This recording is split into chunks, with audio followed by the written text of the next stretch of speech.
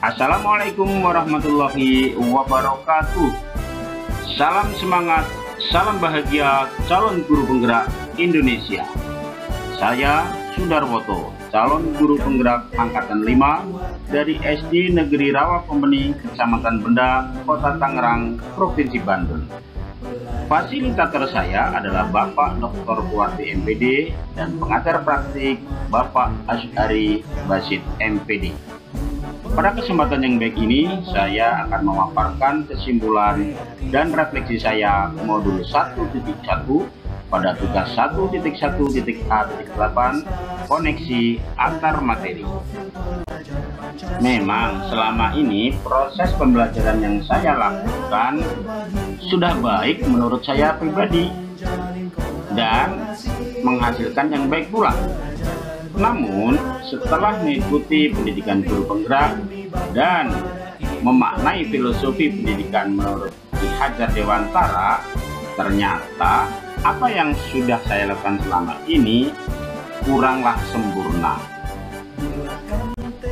Setelah mempelajari modul 1.1 pada PGP kali ini, sebagai refleksi timbul pertanyaan, apa yang saya percaya tentang murid dan pembelajaran di kelas sebelum saya mempelajari modul 1.1?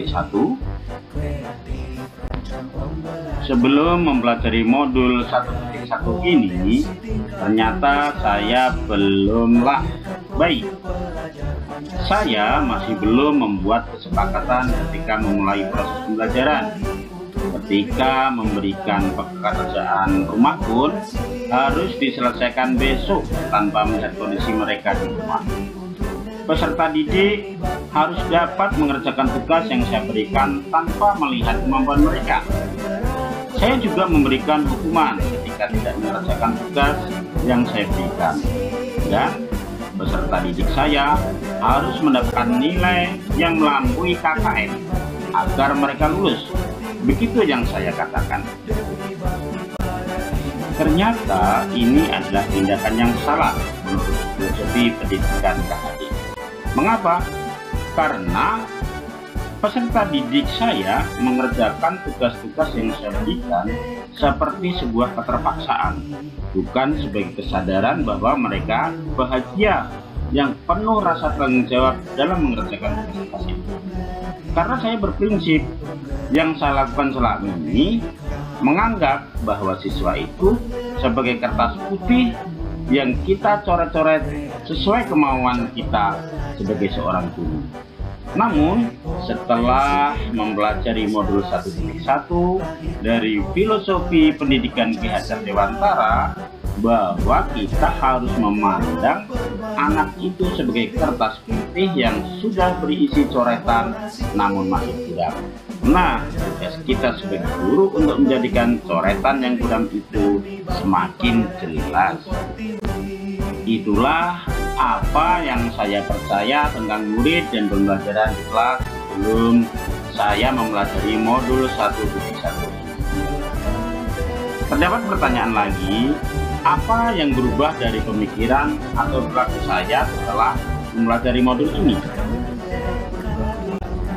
Setelah mengikuti pendidikan guru penggerak dan mempelajari modul 1.1 ini, saya sebagai calon guru penggerak harus memulai dari diri sendiri mengaplikasikan filosofi dan pemikiran pendidikan menurut Ki Hajar Dewantara. Saya harus lebih terbuka, lebih mendengar dan mengadopsi apa yang peserta didik mau. Saya harus dapat melihat apa yang menjadi kodrat alamnya. Saya akan mendiagnosis awal keunikan-keunikan apa yang mereka miliki. Karena sudah pasti anak-anak itu memiliki keunikan masing-masing yang berbeda satu sama lainnya. Saya akan lebih memperhatikan metode dan strategi yang berpusat pada anak dengan memperhatikan kurikulum yang ada. Kemerdekaan belajar peserta didik harus lebih saya utamakan.